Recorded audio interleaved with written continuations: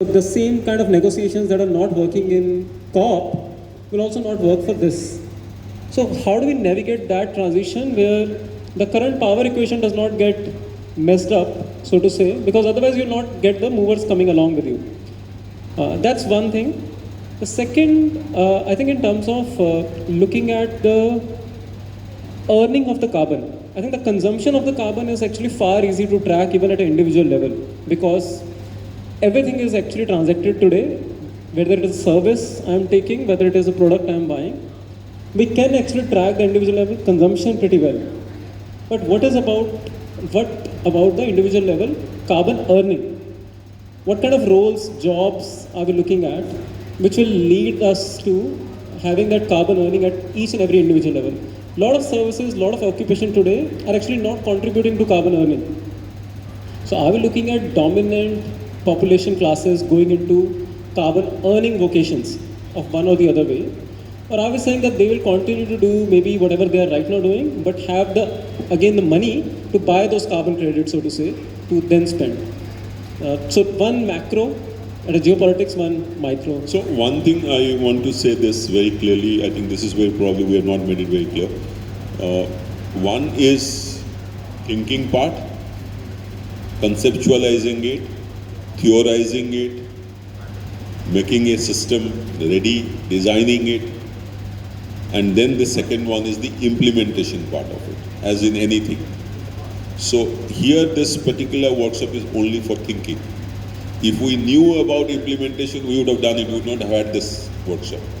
This is a completely new thing. So the thinking part itself is not yet over. The thinking has to be more granular.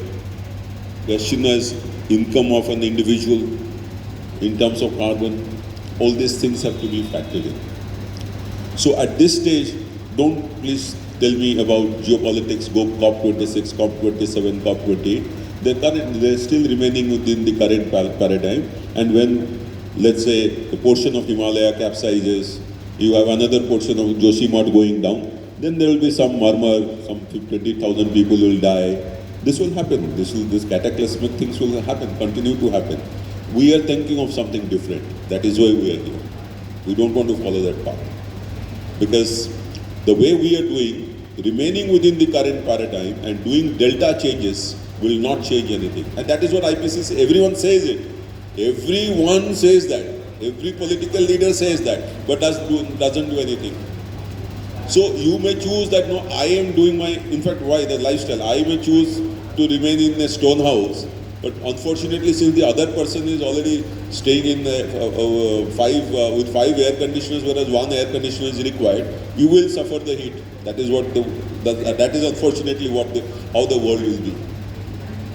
So our conceptualization is to change that particular thing, because only then one would probably say that individual will be responsible for negating or reducing the impact of climate change. Climate change will definitely happen. Maybe you will have to, because history is replicit. How did the ice ages में different ice ages में dinosaurs die, deer died. So one day human civilization will also die. So current paradigm में हम रह ही नहीं सकते हैं. तो COP26, COP27 के बारे में सोच ही नहीं सकता. अभी conceptualization के लिए बुलाए हैं. आप लोगों को कोई उसमें लग रहा है कि नहीं हो सकता, जैसे कि someone said not possible, someone said, as you said very correctly, you can do it at a slightly higher level. So such kind of thoughts के लिए हम बुला रहे हैं. Implementation is a big issue later on. First thing is thinking about it. Thinking is not yet complete. I don't know, I have no answers to many things. Any one final question?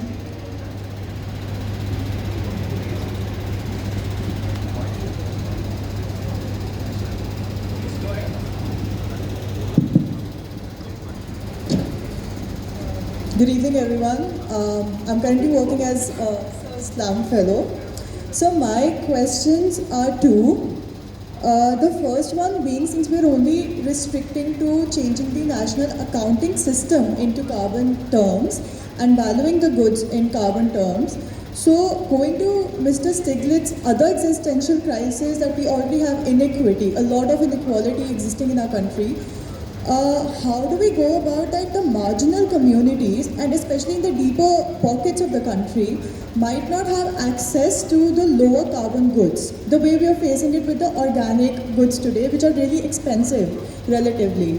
So wouldn't that inherently create crisis, or rather I would say problems of affordability and accessibility for the marginalized sections?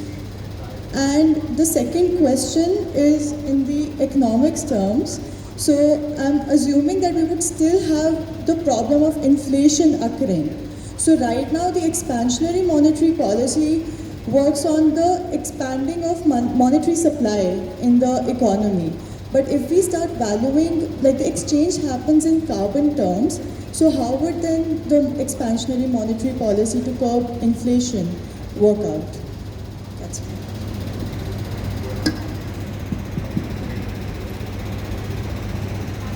So as I responded to the last question, again you went into implementation.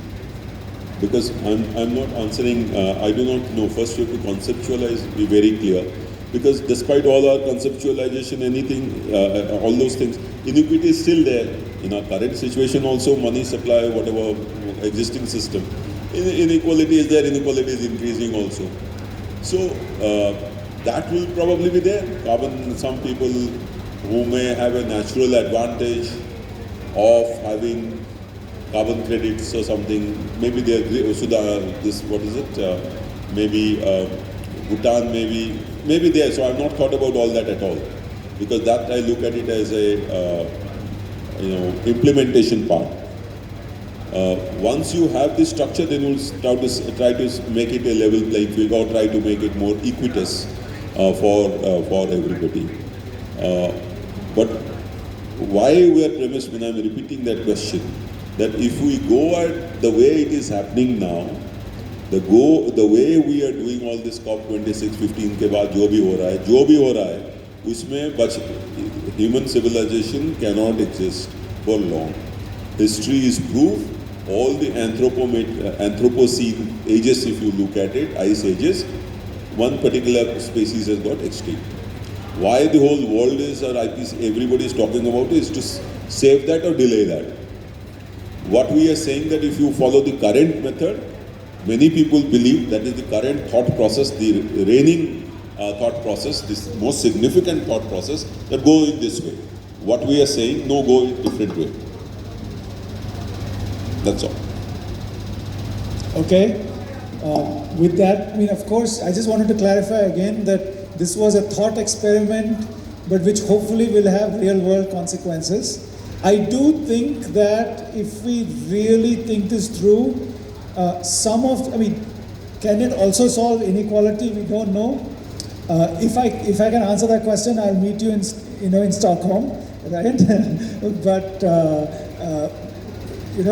I do think that it is worth fleshing some of these assumptions out carefully, doing the modeling to see what's plausible pathways, and then hopefully have another convening where we can answer those questions with more precision. Yeah. So thank you once again for everybody who came and for the lively discussion. We hope to see you again in round 2 of this.